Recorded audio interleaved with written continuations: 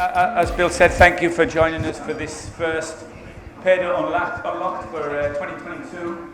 My name is Dominic Piper. I'm the editor of Paydirt and Goldman and Journal and your moderator for this session, which, looking at the panels we've got, is pretty tough. And the fact that I was just saying this last year ago, now that we've all got handheld mics, they look a little bit like a mid-90s boy band.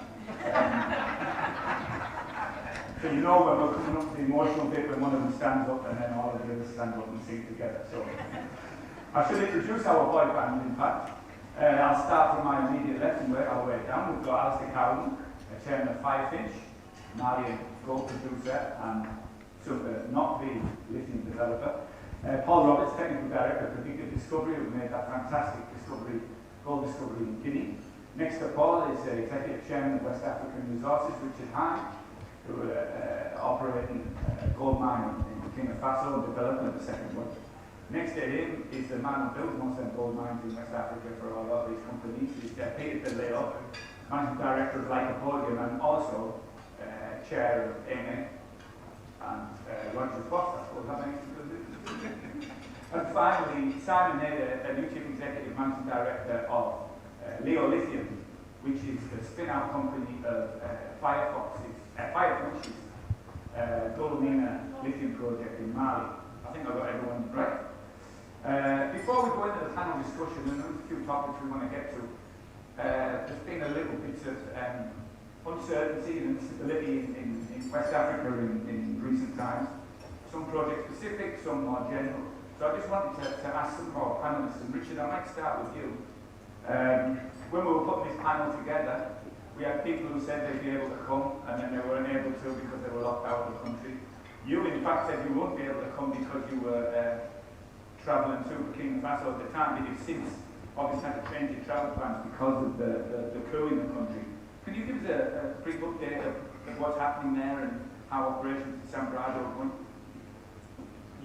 Yeah, sure. So it was a few days before Australia Day. On the weekend before Australia Day, I was talking to the guys on site. We heard murmurings of some unrest or a potential coup happening, and then we released our quarterly results on the Monday, which is probably our best quarter ever. Everyone wants to go and have a look at it, go back and have a look. It's excellent.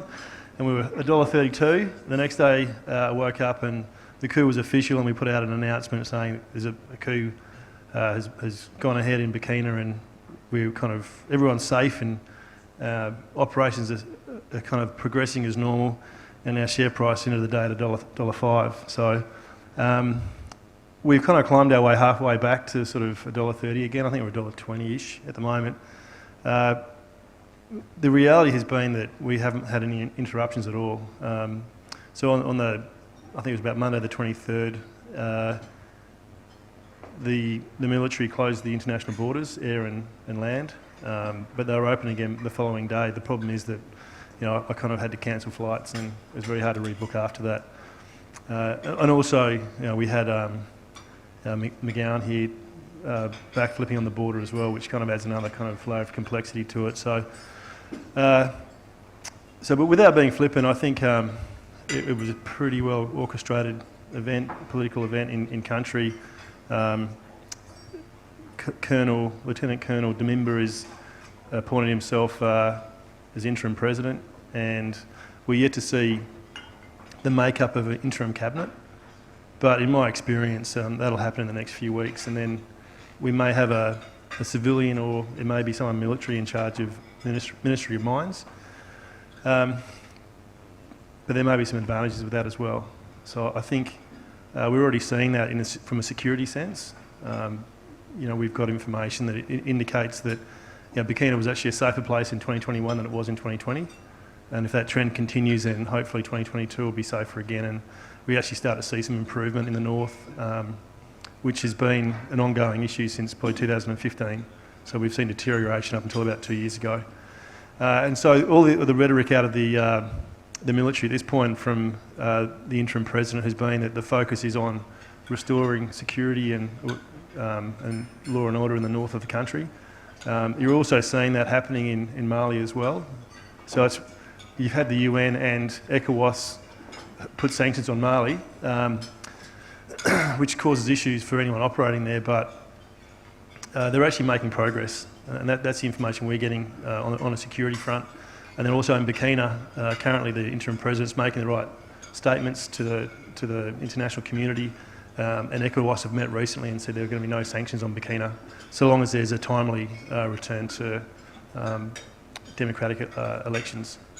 So that's kind of the quick summary. We haven't seen any interruption to operations. We had a short interruption to sort of moving people in and out of the country, but that's all been resolved now. Thanks, Richard. Alistair, and perhaps Sandy, maybe put out with you, Alistair. Richard mentioned there the sanctions that ECOWAS, the economic community in West Africa, has brought against Mali. Has that had an impact on Firefinch in your operations? Not a huge impact. The mining people are inventive people. When I first arrived in Australia, the thing that struck me, come from Thatcher's Britain many years ago, is in Kalgoorlie there were no problems, there were only solutions. And very much that's the way that the team in Marilla have tackled things. They've found ways around issues about importing stuff. Mali's a landlocked country, stuff has to get in. One comment I'd make is I think there's been a spate of coups in West Africa. And the reason is not that the military are out of control all through West Africa. The reason is that the politicians are. You know, it's a failure of politics and good governance, and generally these moves have been popularly supported because the elected officials have been lining their pockets and doing a bad job. So what we found in Mali, if anything, is that the more technocrats that have been appointed look after us better, do a better job. Things happen more efficiently. But hopefully we will get back to democratic government. These sanctions, if they go for a long time, will hurt more. But for the moment, we're fine. What is the situation in the operation? Do your employees, are these political discussions part of a daily basis? Is the tension on the mine side about the political situation in the country? Yeah, definitely there's discussions on a daily basis, and overwhelmingly those discussions are in favour of the coup. And like Alistair was just saying, that there's but I'm trying to be careful and choose my words here, but I think it's important that the people in the country have spoken, and the military have come in and said, right, well, that's enough. You've had, in Burkina, it was a 5-year term from 2015. He was early in his second term, but I mean, the kind of results were speaking for themselves. There were still significant casualties in the north, and from the discussions that we've had with people in country, that there's been something like 1.5 million people displaced in the last 4 or 5 years from the north of Burkina down, and also you've got people from southern Mali and the eastern part of Mali being displaced into Burkina as well. So there's a humanitarian crisis there, and something had to be done about it. And there's strong sentiment against the French in West Africa generally, and I think there's a contrast between the way Australian companies approach work in Africa, because we're from an egalitarian society here. There's a very little of a class system, I think, and well, that's not the same in France, and it's not the same when you are looking at some of the political elite in Africa, because they can even be more French than the French. So the people have spoken, the military's come in. We've got to give them a chance to clean things up, and we hope that there's positive progress. And we were joking after our coup that we might get some of the boys down here to Western Australia and sort out McGowan, but I think thankfully he's pulled back his border a bit, and we can handle 7 days, but it's taken 18 months, and we've still got some of our people who've been coming back to Western Australia who've done 6 and 7 hotel quarantine stints, and it's not good for anyone's mental health. And I think you'll see that the Labor government here have only just started to roll things back when it's affected them. They've had to fly their family from interstate, or they've been affected by the crisis. And we've tried to engage with them for the last 18 months, and we've got crickets. And finally, we've got some sense out of it. So 7 days you can deal with, but 14 days in a hotel. Like, I've spent time in this place. This is the last time. I get twitchy when I come in here. But the fact is, that's taken way too long for the state government to organise that. And whenever I asked the question, it was always a federal issue. Well, quite clearly, it's not a federal issue; it's a state issue because they've kept the hotel policy and hotel quarantine policy in place. So we're thankful that it's finally returning to somewhat normal here for companies that are, having to deal with it with international travellers. Yeah. Simon, you started in your role at the start of January, and I don't know whether Alistair mentioned that there were sanctions when you're trying to build a project there. Has it had an immediate impact on Leo so far? Well, first of all, Dom, my first day of work, the sanctions were imposed. So similar to Richard, bit of a share price correction. I was thinking, what's going on here? Word started to filter through that the sanctions had been imposed. But for Leo Lithium and our project, no, there's no impact at all. We don't need to get any equipment into the country until fourth quarter of this year. So having some closed borders is no issue at the moment. We can do all our groundworks through the very large contracting companies that are already in country, lots of mobile equipment. So all our ground clearing, our drilling, early concrete works can all occur while the sanctions are in place. And also, should they persist for too long, we'll look at alternative ways of getting equipment in. We'll come through some of the countries where the borders are open. So, as Alistair said, you have to be pragmatic, you have to deal with these things, you have to find solutions, and that's what we'll do. Thanks, Simon. Paul, can I ask you, the situation for Predictive in Guinea is slightly different. It's not so much on a national scale, but in a micro level in your project and the impact of the national park permitting around there. Can you give us a little bit of an update of where that sits at the moment? Sure. Well, there is actually an interplay, as obviously we've had a coup in Guinea as well. It seems to be a fashion. And the change of government delayed, to some extent, some of the resolution that we were looking for, but we're in a good place now. So in terms of the issue arose, obviously, in October, and that did have an impact on the share price. And the share price has recovered quite well since then. It's a little unfortunate that it came along just days after we'd put out our maiden resource estimate. So the share price went up and then it went down again.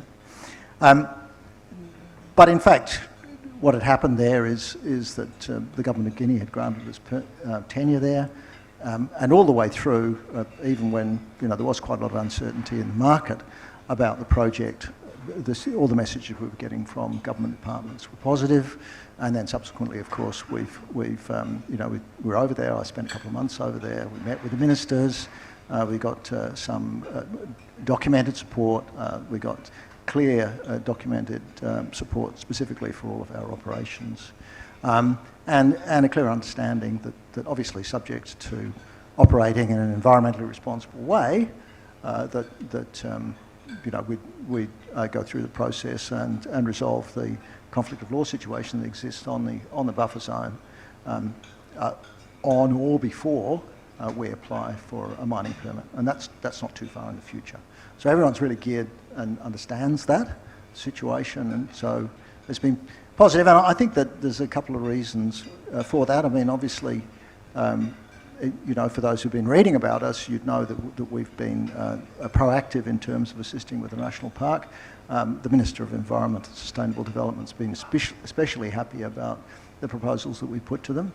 And beyond that, we have, and we'll talk about this later, no doubt, we've got very good local community relations as well. And we're very close to the city of Kouroussa.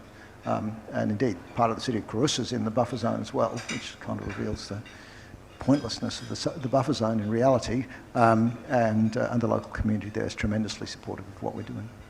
Thanks, Paul. Peter, as a service provider, as an engineer coming in and out of projects, how does Lycopodium approach operating in jurisdictions where there's suddenly a coup or political instability? Dom, the reality of delivering projects in Africa has and always will be being able to have a plan, have some flexibility to the plan, have a plan B and maybe a plan C, and being able to be fairly nimble in doing that, shifting from one to the other. The reality if I hark back right the way back to Golden Pride for Resolute in 1998. We had three 100-year storm events that basically flooded most of Tanzania, wiped out rail, wiped out roads. And so we had to revise supply chains and revise the way that we brought people into the country and so on and so forth. Turn the clock forward to 2020, 21, 22, and that's the reality is not 100-year floods, but it's COVID, it's closure of borders, it's coups, it's a heightened security situation, it's challenges across supply chain, supply routes because of the closure of borders and the like. And it's really a matter of being able to go back to, okay, well, how do we pivot to Plan B? One thing that we're seeing more and more, and this has been a trend that has been going on for very many years, is there's very many, for us as project developers, if you like, there's a lot fewer Australians involved in the actual physical on the ground work that there once was. It's not unusual for the number of, call it expats, who are involved in key roles on our project sites to be, I'm going to say, a tenth of what they were at peak. And that's not a bad thing. So what that has led to is really trying to ensure that you're tapping into all the local content possible, that you're focusing on the training and development so that you can actually do that, and that hopefully you're building enduring capacity. And so what we've seen, if you look in sort of the very many projects we've done in West Africa, for example, we're able to tap into some of that capacity, whether it's in individuals or whether it's in terms of contractors, that we've sort of been able to help build over the years, and it's less of an issue. You're not trying to bring too many people in from from off the continent at least, and in many cases not even outside of the country. But if I talk again about just the flexibility required. Some of the examples we had during COVID shutdown, where, for example, South Africa shut down, and we had materials and switchgear equipment, for example, being manufactured in Johannesburg. We had to start looking at Plan B and Plan C, and we had those well advanced, those plans. Thankfully, things opened up and we were able to stay with Plan A. But that's the flexibility, to me, is the key. Thanks, Peter. I want to go back now to a couple of points. Most people have actually made mention of it, but I'll go back to Richard's point about Australian attitudes and egalitarian nature. And strikes me that down the years, as a local sector here, we managed to pat ourselves on the back about our performance in Africa and our ability to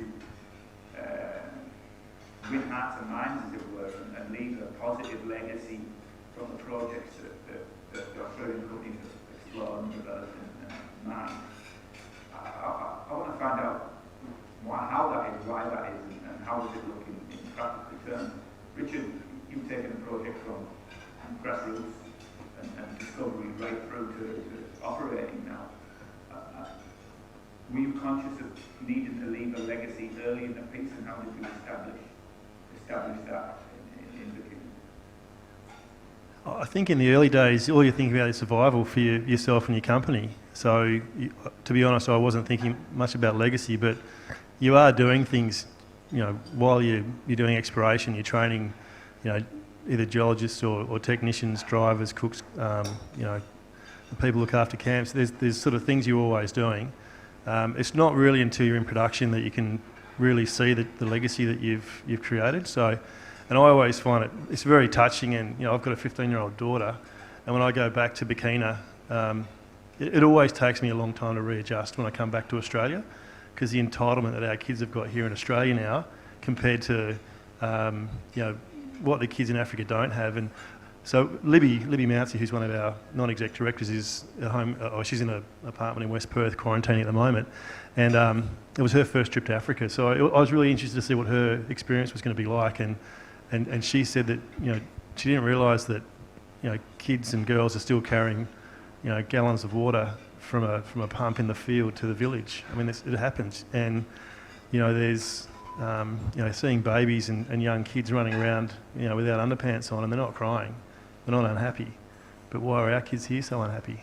So there's a real contrast in what you see when you're there. But just on the legacy, I mean, I think we're close to 5 schools now. I know that on site they did a whip around before Christmas, and the staff out of their own pocket bought bicycles, and we're doing interesting things like tennis program. We've actually got a multi-use court on site, so the kids are playing tennis for the first time.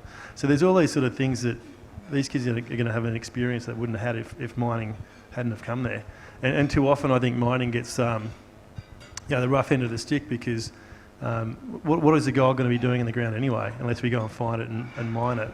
It's going to get dug up and smelted and put in a safe somewhere else anyway. So, but if you don't do that, all the benefits that we kind of end up generating, they don't flow onto those sort of communities anyway. But they do now. So in what we're doing, and some of our social programs and environmental programs are pretty amazing. And in fact, we'll have our first social ESG report out this year. So that'll be our first, and hopefully then we'll stop getting all these crosses from the proxy advisors. Because we are making a big difference there, and and also we're transitioning our workforce. So we've got senior people taking over management roles now who are national, and we've got a plan to actually phase out some of our key expat positions. These are all important things that are happening. Much like people were just saying with Lycopodium, Paul, you mentioned specifically the fact that you've got good community relations on the project. What does good community relations look like, and how did you get there in the short period that you've been there? Well, I think firstly, it's always about employment when you're in the early stages. But what we've done, and we did the same thing in Burkina Faso, we started on social programs early, earlier in fact than before we made the discovery, and that's laid really important groundwork. And so obviously we start at the most local of the local communities, and we work out from there. We're careful about providing employment, so it's spread through the permit area and into the town of Kouroussa. We have made a point of being close to all of the authorities. So, in fact, the prefecture system is a bit more powerful in Guinea than it is in some other West African countries. So, getting to know the prefect and his staff are really important. And then, as we're going forward, we're expanding. So, obviously, assistance with the schools is something you do early on in the piece. But assistance with the schools, and it comes back actually to the question of, particularly about female education, is that you find that you can provide reading and writing materials, and they're provided to the kids who turn up. But actually the real issue is the kids who don't turn up. And so getting the kids to turn up requires you to think perhaps a little laterally. And the first important thing to do is to ensure that all the kids can get to school because they're not hungry. And so a lot of kids aren't turning up at schools in these places. We saw exactly the same in Burkina Faso because their parents can't afford to feed them, and they prefer them go out and work on an artisanal mine site to earn a few pennies so that they can pay for some food. So building canteens, which we're starting to do now, very important. Curiously, uniforms are incredibly important. You give kids uniforms and they turn up to school. The attendance goes through the roof. And what that drives is education of girls. And education of girls, in my view, is actually the critical requirement for changing societies because it has an impact on future birth rates and all kinds of things in the future. And then the other thing that we've been thinking about, and this connects in with local content policy, is you find, and we've seen a number of people stumble on this, even in Guinea, that you can go through the local content process, and you can follow the rules, and the rules are rigorous in Guinea.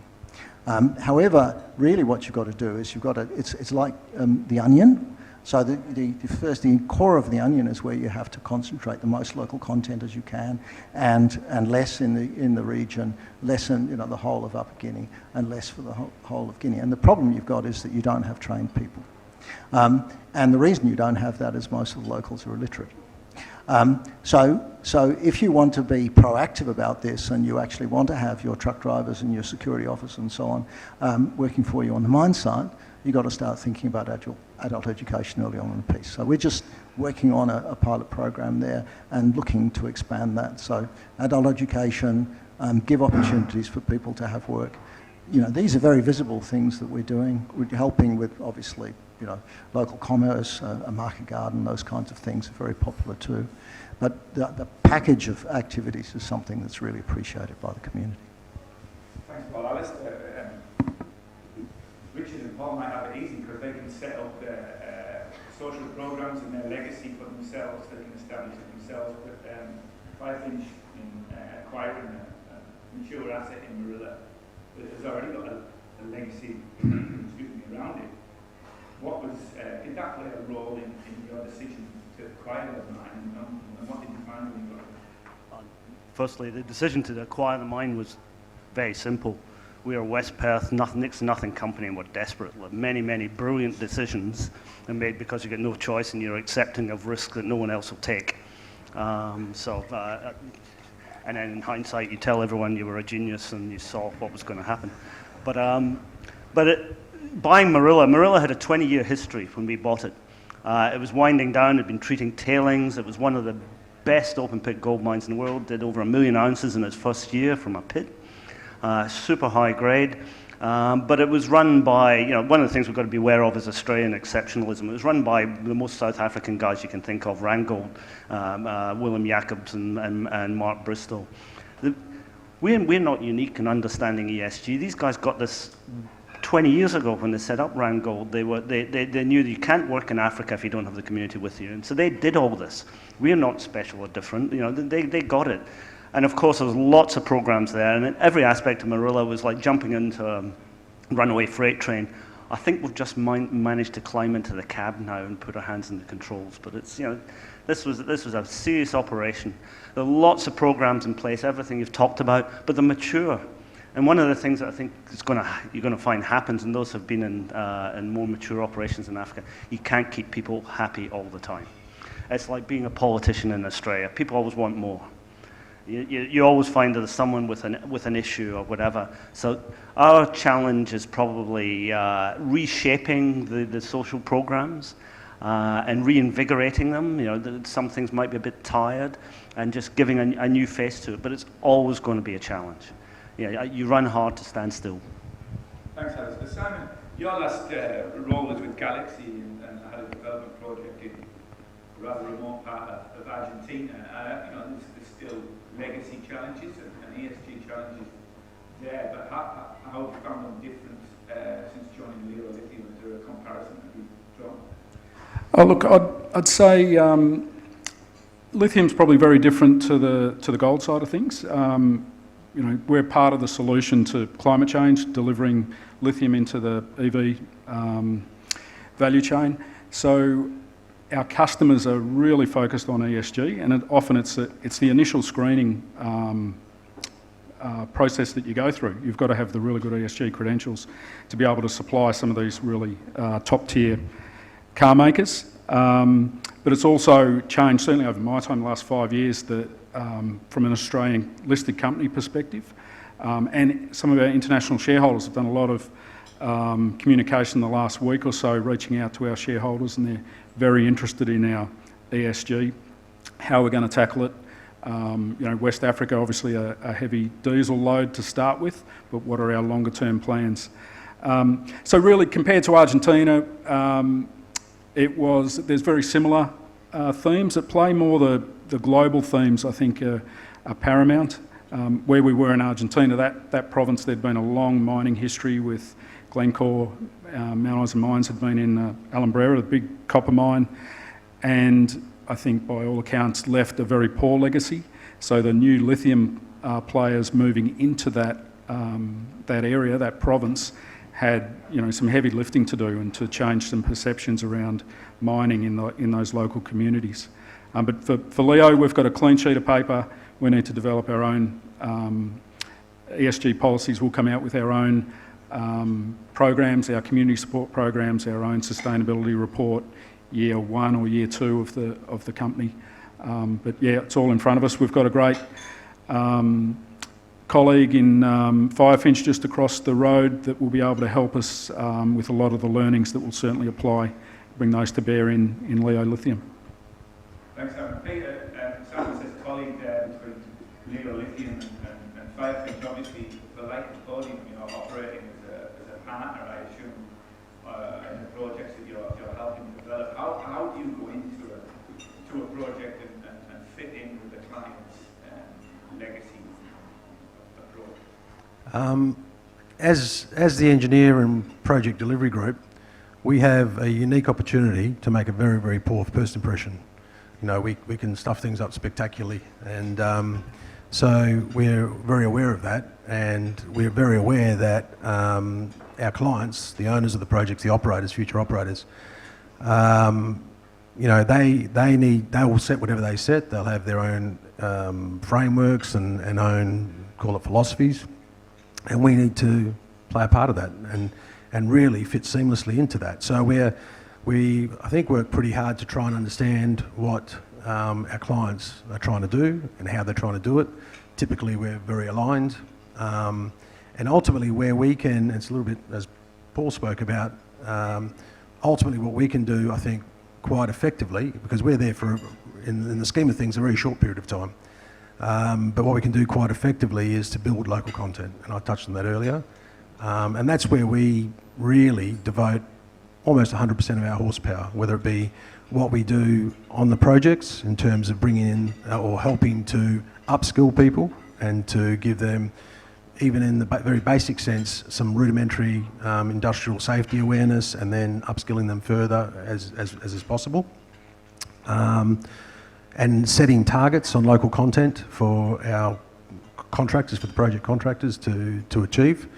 But even more broadly from the specific project site, we focus on education in all the countries in which we operate. So if you look at, we've been in Ghana since 1994.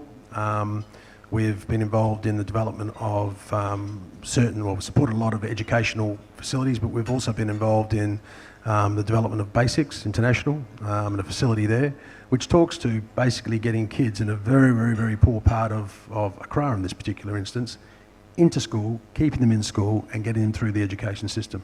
Because we share the view that really it's the most effective way that we can improve the standard of living for these individuals and these future generations. And that's something unique to I believe, our industry, and unique to the settings in which we work in Africa in many instances. So that's, I mean, in a nutshell, we try to work in with our clients, make sure we don't promise anything that they have to deliver on, set expectations around the way we have behaviours on sites from ourselves, our people, our contractors, and then focus on sort of education as that real, that tool and that vehicle to improve the standard of living. Thanks, Peter. Richard, can I come back to you? You mentioned proxy advisors, and Simon mentioned sustainability, ESG report, and talking to global investors about their concerns. Is there a gap between community expectations, host government expectations, and investor expectations as to how you're supposed to meet ESG obligations? Yes. I think there's a perception that I think what we need to do and what we're doing at WAF is we're putting all of the good work that we do into one document. And I think if you make it easy for the proxy advisors to find it and they can tick their checklist, then we'll get a better rating this time, which is what we're working on. The simple reality is if you're not doing your social and if you're not integrated into your community where you're working, you find out really quickly, because you can have your vehicles and your transport route shut down very quickly if you've got an unhappy stakeholder or sort of local partners. The local villages can shut things down pretty quickly.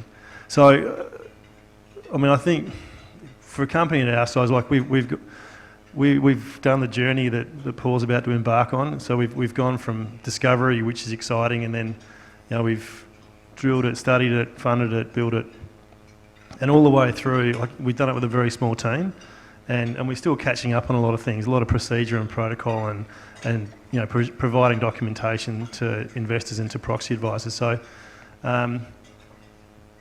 hopefully this year with our sustainability report coming out, that'll alleviate a lot of the issues that the perceived issues, I think, because I think we've done a fantastic job in country.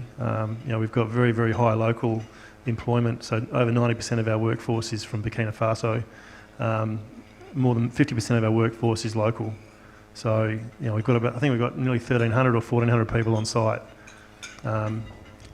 About 600 full-time staff with Samisa, which is our operating company, and the rest are made up of contractors. So it's a big operation, and we've just got to do a better job of highlighting the good work that we're doing, which is the plan with this year. Alistair, are you in a similar situation with Firefinch in trying to promote it to an international audience? What you're doing on the ground and what you're reporting, do they match every time? Or? No, not at all. One of the interesting things about ESG is it's not one bucket. There's about 5 audiences there. There's the people who worry about governance and board composition. There's the people, you'll all be familiar with hot copper, who fret over remuneration and so forth. And there's people who worry about climate and carbon. But the reality I find in Africa, I think we need a bit of intestinal fortitude here, and it's been mentioned by everyone.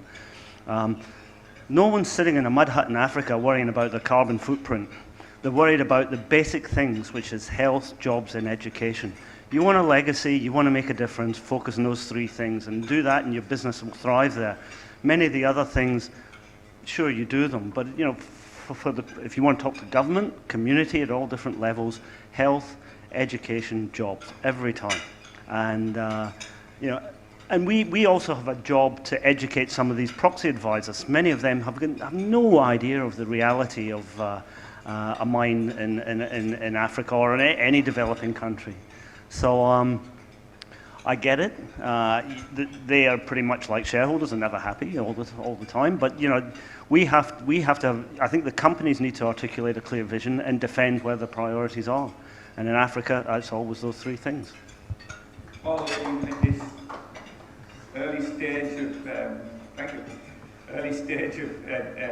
the predictive discovery story, are you aware of investor expectations around ESG and how they're much different to community expectations?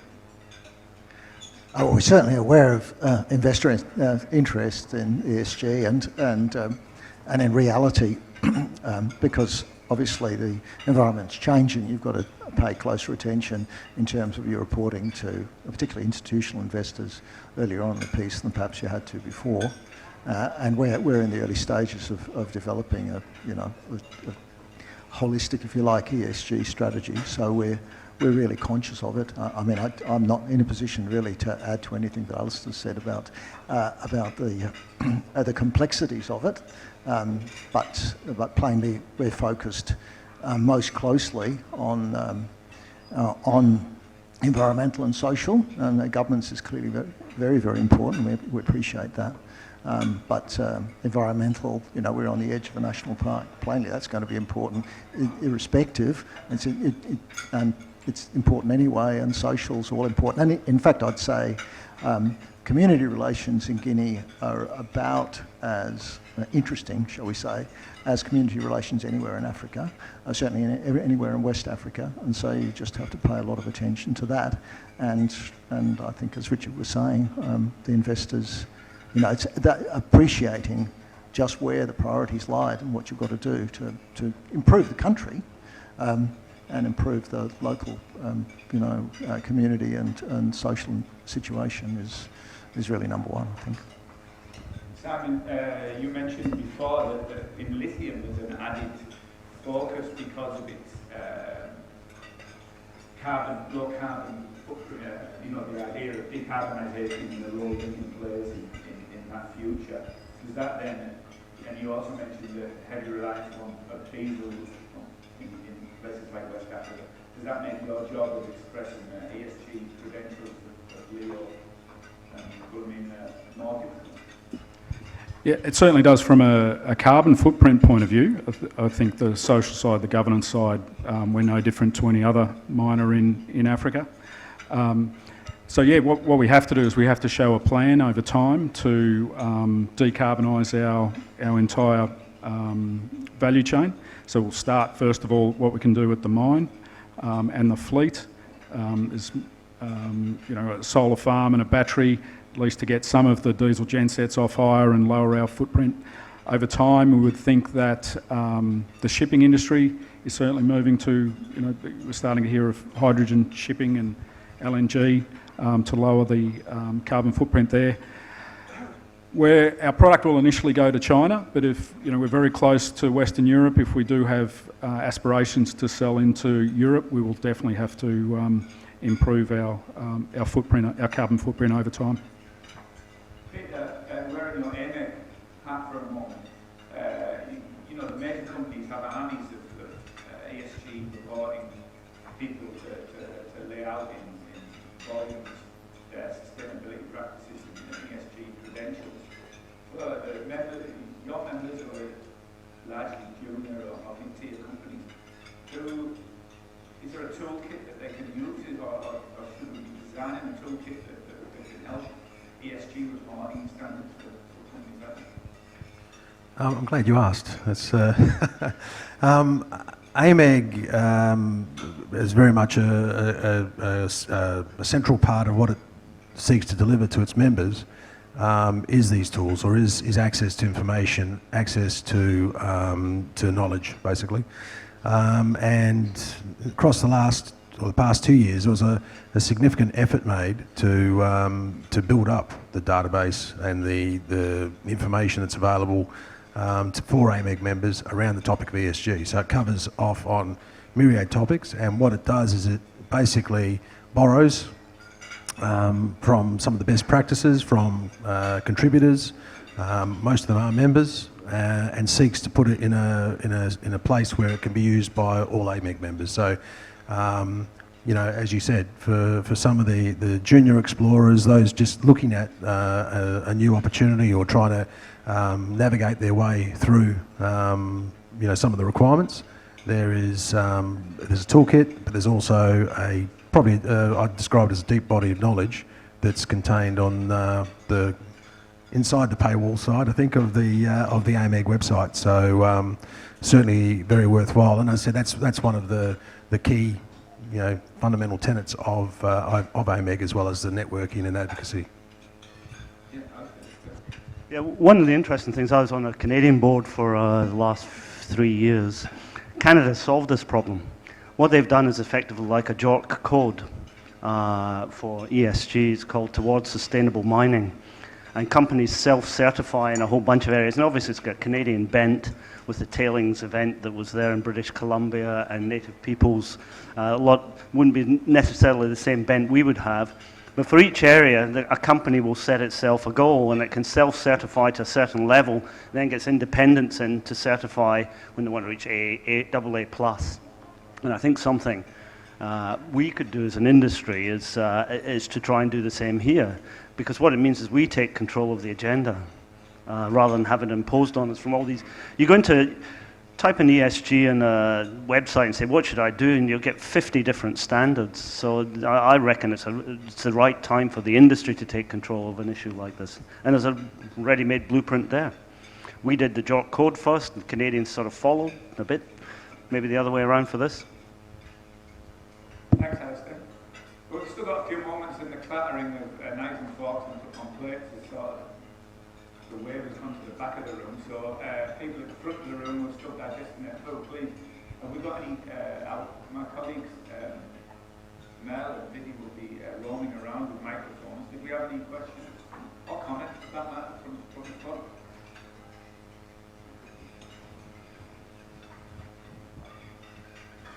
Oh, we have got one. Thank you, Mel. Vinny.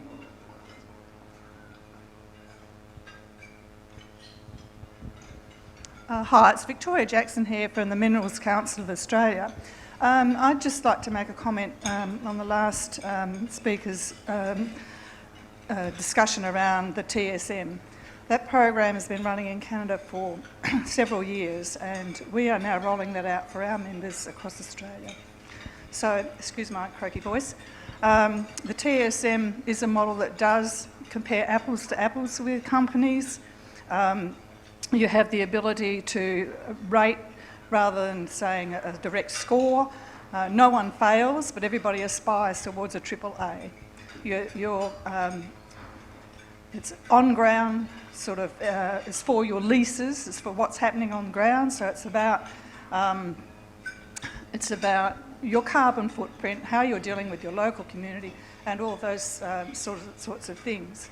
I think we're hopeful that at some stage that might filter through to non-members, and it's something that we're probably happy to talk to AAMEG about. Thank you, Victoria. Did anybody want to make additional comment on that one? No? Have we got another question? Oh, we've got a couple in the middle here.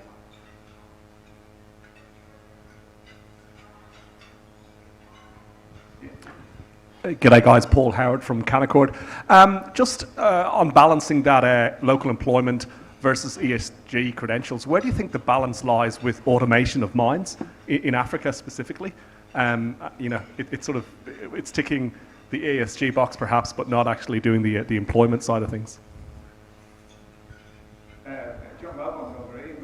I'll answer that in a second. Have we got anybody on stage who wants to elaborate? Life is hard, and it's harder in Africa, and that makes it even harder. I think keep it simple, but we'll get there. We'll get there. Thanks. Paul, anybody else like to make a comment? Peter, when you're working on projects, is there in Africa in particular, is there occasions when you're talking to clients where you need to preach the simplicity of a project? Look, just in response to that particular question, it's a bit of a tough one because local employment is key. I said earlier today that for us it's probably the biggest lever that we have as in the project development phase. But upskilling is also important. But I fully concur with Alistair that, and we've for many years have preached keeping the operations, we're ultimately, designers of process plants that, miners and operators want to go on and to operate without much hassle for years to come. So we focus on keeping things as simple as possible and making sure that they are as maintainable as possible in the local context and local setting. Everybody that operates any mine has to keep a clear focus on availability and operability. This thing needs to keep running and running well. So you've got the availability of labour, you've got the requirement for jobs, you have the need to upskill and to build local content, and you need to keep it simple. So that really does forge a lot of what we do and how we do it. And this has been a philosophy of ours from the get-go, frankly. And Dom, I'd say the same. We're certainly looking at Lithium to keep the flow sheet very simple, but I wouldn't say it's just an Africa-specific thing either. When we were in Argentina, it was just a very remote site. Takes a long time to get people and equipment into the site, so you do want robustness in your plant and your equipment, and we'll be doing the same at Lithium. So I think it's remoteness as well as amount of and availability of experienced and fully qualified workforce. It's equally valuable perspective to look at. Thanks for your question, Paula. Do we have another one? Oh, yes. Hi, Angela Pankhurst, Antilles Gold and Consolidated Zinc. Particularly with the recent report from Rio, do you have a focus at all on trying to change attitudes towards sexual harassment and bullying, given the different cultures that you're working in? Angela, it's a really great question and a challenging one. I think, as you said, different cultures right through West Africa. How does an Australian company approach ideas of gender equality and sexual harassment and that sort of thing? I assume you can't apply the same sort of standards that we do or approach that we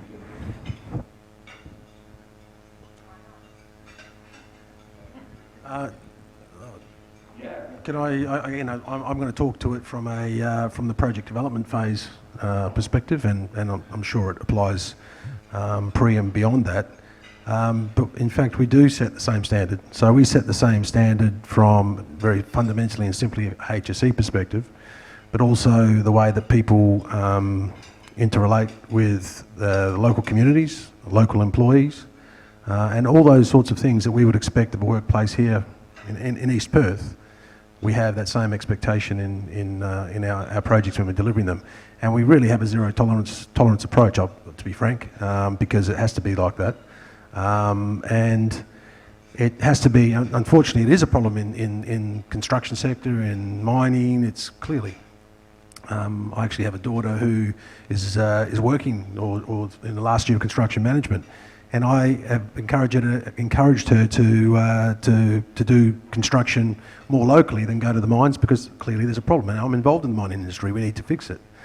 But the standards are set, the targets have to be clear, and we have to work to help those local communities and those cultures that perhaps it is a little bit further away from where we are, but one of equality and one of everyone's got a right to a safe workplace, etc.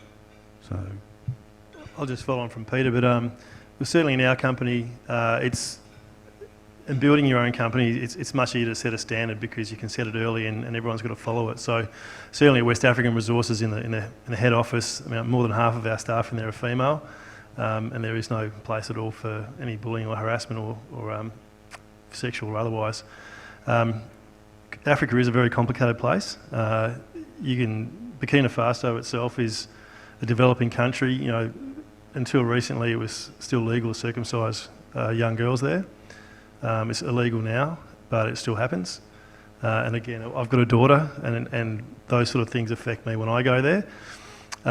We are also breaking sort of boundaries with employing women. So I can see we've got a number of our underground truck drivers who work for our contractor Burncard are female, and that caused real issues in the community. Well, not real issues, but it caused issues because they were seen to be males, jobs that should be given to males. We've got female truck drivers with our mining contractor Parenti Ausdrill. We've got a lot of females in our management team in country, but I think it's a struggle to say we need a quota. I think you have a equal opportunity approach where whether you're male or female, you've got the opportunity to apply for the job. And then we really have to pick on merit, because if we're going to change it and really change it, we need more women applying for jobs. And that's where we've got to change things. So we've got to make more women, well, they've got to come through the education system in the backgrounds that they need to have to apply for those jobs, and then select on merit. But we've got more than 20% of our workforce in Africa is female, which is a lot. And some of those are in very key positions. I just wanted to check, have we got any women in the audience who've worked on the ground in Africa and wanted to make comment on it? Up at the back there.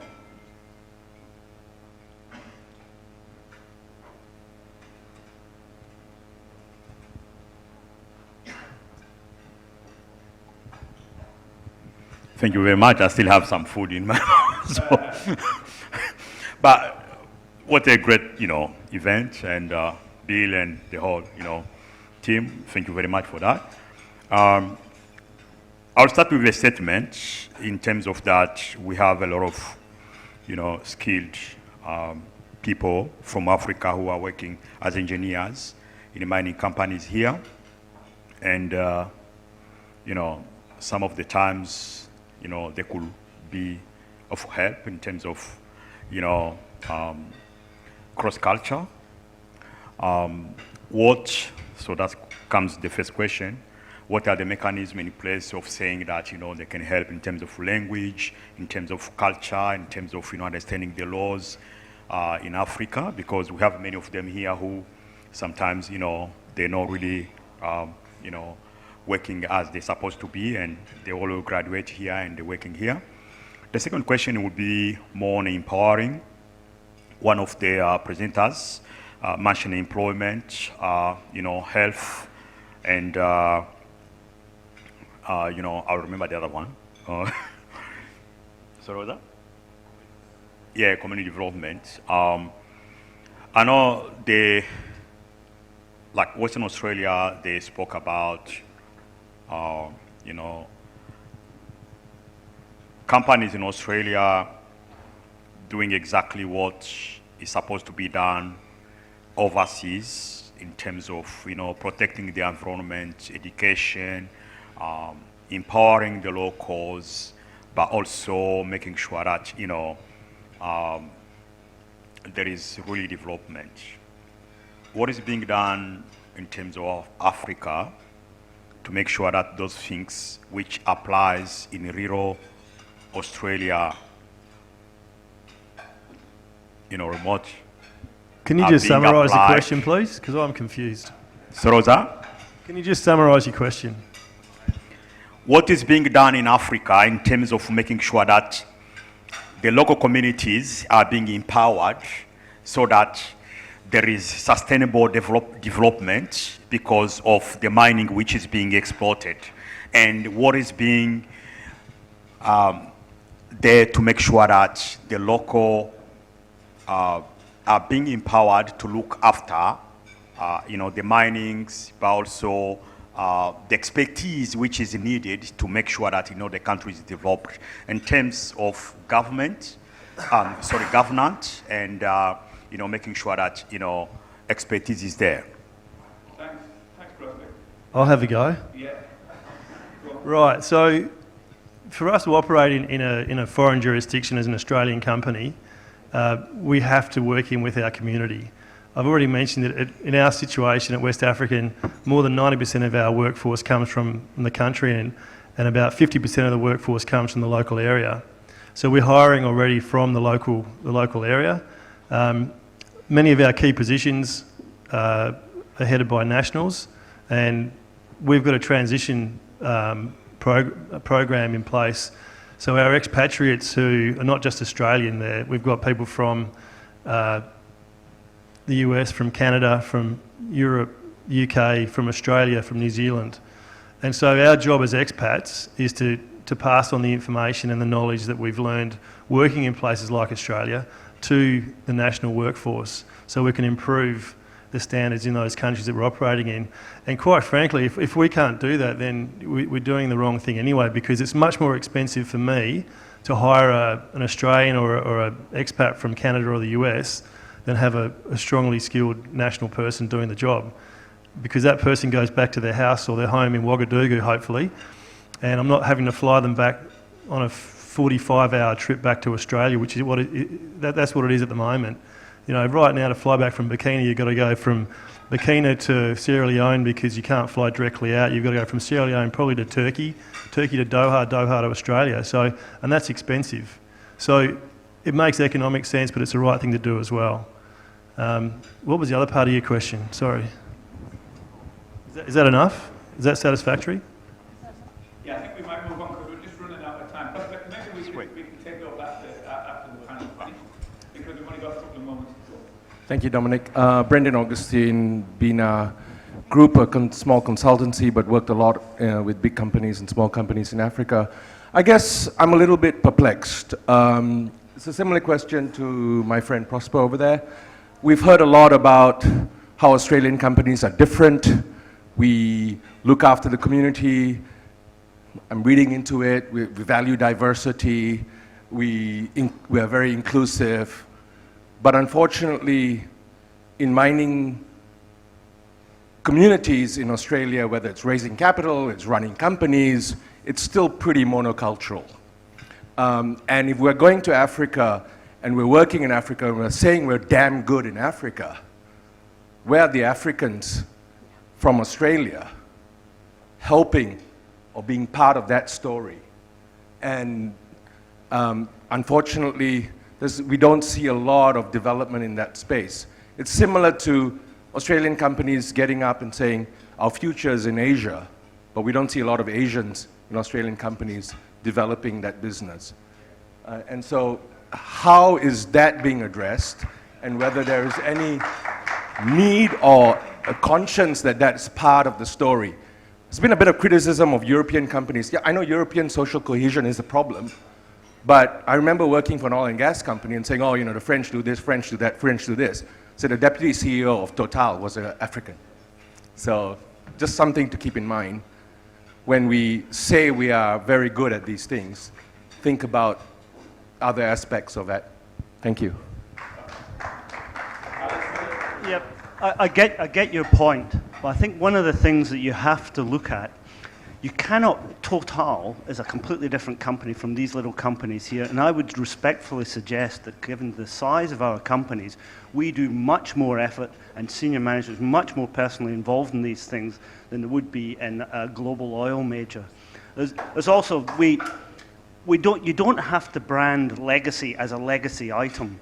So for example, Marilla and Randgold have enabled in Mali the development of a service industry which is owned and staffed and run by Malians. You know, we have contractors working for us in mining and logistics and so forth which are entirely local and were enabled by those companies. So the very presence of an industry which generates a whole bunch of people who are familiar with business, who are educated, and they go on and do other things. You don't have to have a signature project to do things, or a token people or whatever. I've worked in other countries, and frankly, it's the same anywhere you go. Finland, which is in Europe, was probably harder in a lot of respects than Africa, and we had a Finn on our board. If I could find someone a similar caliber tomorrow, and we've started looking, we'll have them. Yeah, but the thing you've got to remember, the kind of people and companies you've got at the table here are tiny. And our company was a $14 million company when it was still trying to do ESG things in Africa when it started.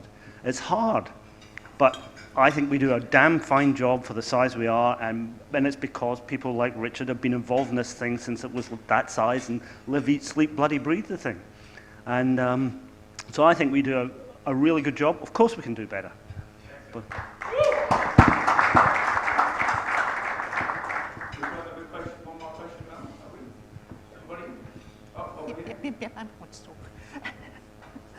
I just want to say how exciting it is to hear about the importance of capability development, and I honour the gentleman's question in the importance of building that capability, and it's wonderful to hear that from the panel as well. I'd like to share with you a program that's been operating in West Africa for the last 15 years, which is a shared investment in research and development, the WAXI project, or the West African Exploration Initiative. This initiative allows companies to share in the risk and the contribution to building that capability, and it has produced nearly 100 PhDs and master's students in the last 15 years. Half of them are local to West Africa, and it's those people that will be the geologists that you're going to rely on as you head into the future. So there are programs, and I applaud everyone for recognizing capability as being, and education as being the primary source of solution to the challenges that lie ahead.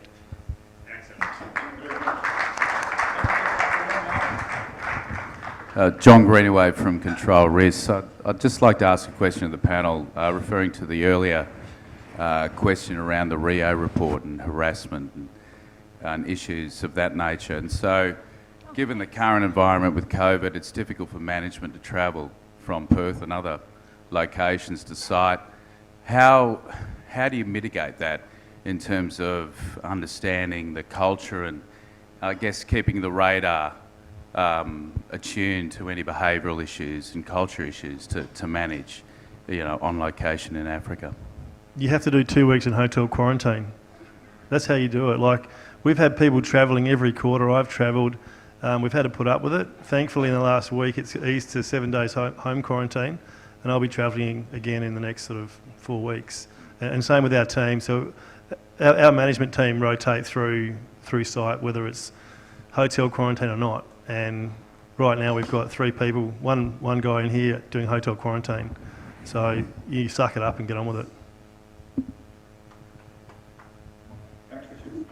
yeah, just a quick one, the same thing. I think you can have all the processes and procedures in the world, and Rio Tinto would have probably 10 times the number of staff we've got in a whole company working on it, but it doesn't necessarily work. And what Richard's saying is it's management by wandering about, and you have to go there, you have to be committed, you have to be there.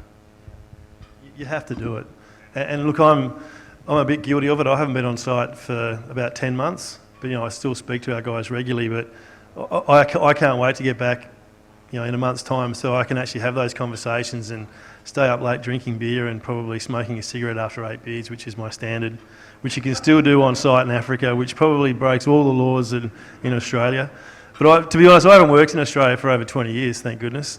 But we've made a huge change and made a difference in Africa, so I'm looking forward to getting back in March. Thank you. We've got one more question. I'll comment.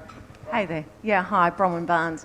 Look, thanks very much for your comments today. Really interesting. I've worked in all 3 countries, you know, Mali, Burkina Faso and Guinea. And it's interesting to see that we've just had recent, you know, political unrest in all of those countries. You've managed to keep operating. My observation and my question to all 3 of you operating in different countries is, obviously with another hat on, I've just recently, or not just, but, you know, lost an asset in Tanzania that was confiscated, and I'm halfway through international arbitration through the World Bank to recover compensation for the loss of a very advanced nickel sulphide asset. What are the discussions that you are having in the boardroom around how you protect the assets of shareholders inside countries, and have you assessed the potential of, you know, housing or lodging assets through other countries that have bilateral investment treaties with your host nations? Obviously, Australia doesn't have bilateral investment treaties with African countries. And, you know, I found that that's being secured through the UK. That's what's given me the ability to pursue my bid for compensation. So just looking for comments from you around that. Alistair will go first. Yeah, so we've just hopefully in the last few days finished a complete corporate restructure to enable the demerger of our lithium asset. And what I would say is that everyone is well aware of those risks, but these are exactly the kind of things that you don't talk about in public or in reports, and there's some very good reasons why. But there are ways in which you can mitigate risk. And if you go to Gilbert and Tobin and Michael Blackiston, who's the leader in the field in Perth, he'll tell you all about it, but you won't talk about it in a public forum.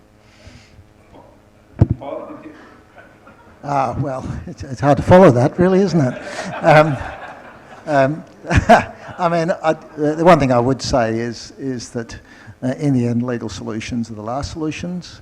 Arbitration, you know, options exist. You know, if you have conventions in these countries, and so there's a world of possibility. But the most important thing to do is have good relationships, and so your in-country relationships are you know, your base of protecting your assets. Thank you, Bronwyn. Back in question to finish off with. Now, I think we're going to pull up stumps because we've only paid the panellists to be here for an hour, so we can't afford to give them overtime.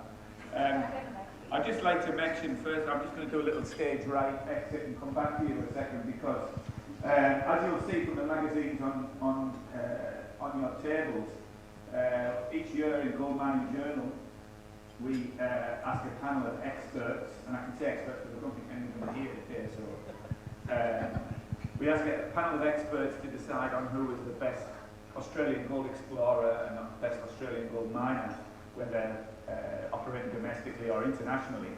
And I'm glad to say for the first time ever, it was 2 West African focused companies who won the award. And so our Explorer of the Year for an amazing discovery and a fantastic performance in 2021 was Predictive Discovery. So I'd like to congratulations. And then our Gold Miner of the Year. Sorry, Alistair, about this one. We have to pass you by. And it's actually the first time in the awards history that a company that's previously won the Explorer of the Year has won the Gold Miner of the Year, which is West African Resources Ltd.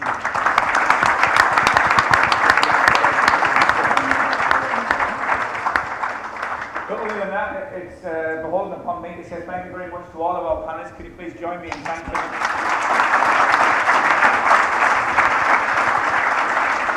And just a reminder, we've covered ESG and sustainability a lot in the conversation today. Just a reminder that next month's panel will be on that subject of ESG and sustainability.